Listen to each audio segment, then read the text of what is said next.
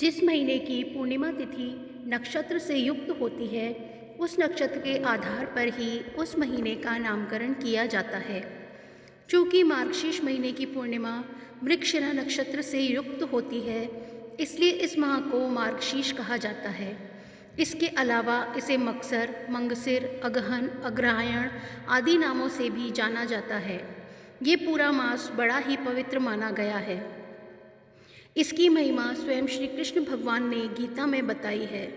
गीता के 10वें अध्याय के 35वें श्लोक में भगवान श्री कृष्ण ने कहा है, बृहत् साम तथा सामनाम गायत्री छंद सामहम मासानाम मार्गशीर्ष हम ऋतुनाम कुसुमाकर। अर्थात गायन करने योग्य श्रुतियों में मैं बृहत् साम और छंदों में मैं गायत्री छंद हूँ तथा महीनों में मार्गशीर्ष और ऋतुओं में बसंत मैं हूँ। अतः इस महीने में भगवान श्री कृष्ण की उपासना की बड़ी ही महिमा है। इस महीने में भगवान श्री कृष्ण की उपासना करने से व्यक्ति को जीवन में हर तरह की सफलता प्राप्त होती है और वो हर तरह के संकट से बाहर निकलने में सक्षम होता है। सतयुग में देवों ने वर्ष का आरंभ मार्गशीर्ष कृष्ण पक्ष की प्रतिपदा तिथि से ही किया था। साथ ही ऋषि कश्यप ने भी इसी महीने के दौरान कश्मीर नामक जगह की स्थापना की थी, जो कि इस समय भारत का अभिन्न अंग है। मार्गशीर्ष मास के दौरान स्नान दान का बड़ा ही महत्व है। विशेषकर इस महीने के दौरान यमुना नदी में स्नान का महत्व है। मार्गशीर्ष महीने के दौरान यमुना नदी में स्नान करने से भगवान सहज ही प्राप्त होते हैं। अतः जो लोग जीवन में भगवान का आशीर्वाद बनाए रखना चाहते हैं और हर संकट से छुटकारा पाना चाहते हैं, उन्हें मार्गशीर्ष के दौरान कम से कम एक बार यमुना नदी में स्नान करने अवश्य जाना चाहिए। लेकिन जिन लोगों के लिए ऐसा करना संभव नहीं है, वे लोग घर पर ही अपने स्नान के पानी में थोड़ा सा पवित्र जल मिलाकर स्नान कर लें। स्नान मार्गशीर्ष के दौरान सुबह जल्दी उठकर स्नान से पवित्र होकर भगवान का ध्यान करना चाहिए और उनकी पूजा अर्चना करनी चाहिए। स्नान से पहले तुलसी की जड़ की मिट्टी से भी स्नान करें, यानी अपने शरीर पर उसका लेप लगाएं और लेप लगाने से कुछ देर बाद पानी से स्नान करें। साथ ही स्नान के समय ओम नमो भगवते नारायणाय या गायत्री मंत्र का जाप करें।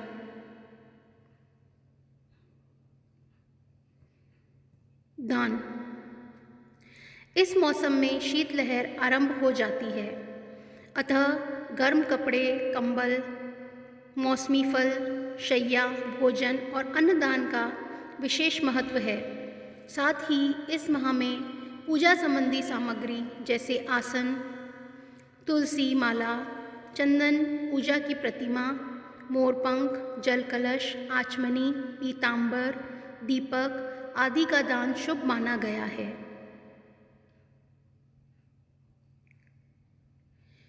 श्री कृष्ण के बाल स्वरूप बाल गोपाल की पूजा करें।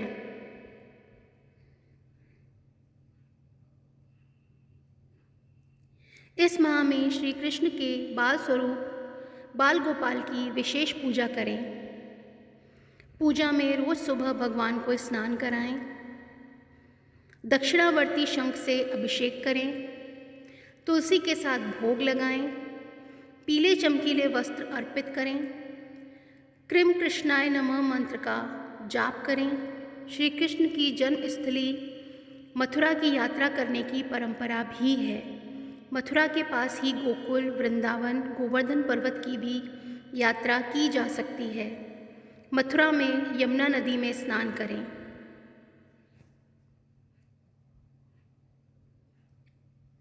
श्री कृष्ण का प्रिय महीना होने से अगहन मास में यमुना नदी में नहाने का विधान ग्रंथों में बताया गया है। इससे हर तरह के दोष खत्म हो जाते हैं। इस महीने के आखिरी दिन यानी पूर्णिमा पर चंद्रमा मृगशिरा नक्षत्र में रहता है, इसलिए इसे मार्गशीर्ष कहा गया है।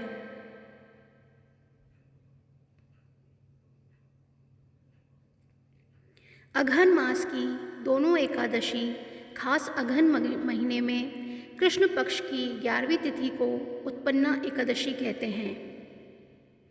पौराणिक कथाओं के मुताबिक इस तिथि पर भगवान विष्णु से एकादशी प्रकट हुई थी, इसलिए इसे उत्पन्ना कहते हैं।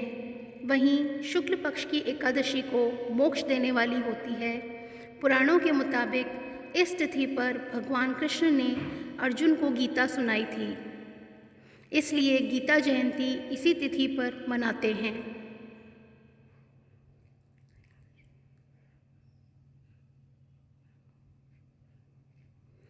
सुख समृद्धि के लिए शंख और लक्ष्मी पूजा।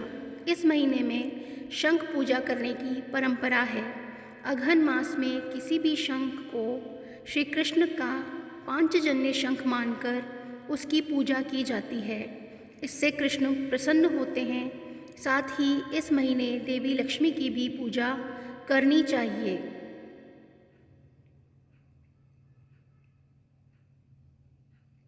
शंख को देवी लक्ष्मी का भाई माना जाता है। इसी कारण लक्ष्मी पूजा में शंख को भी खास तौर से रखते हैं।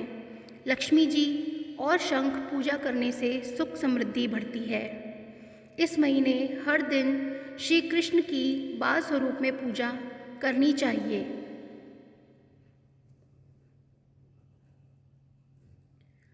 सूर्य देव की पूजा का होता है विशेष महत्व। अगहन महीने में भगवान सूर्य की पूजा का भी विशेष फल है। ग्रंथों में बताया गया है कि इस महीने में रविवार को उगते हुए सूरज को जल चढ़ाने से हर तरह के दोष और पाप खत्म हो जाते हैं। अगहन महीने में रविवार को बिना नमक का व्रत करना चाहिए।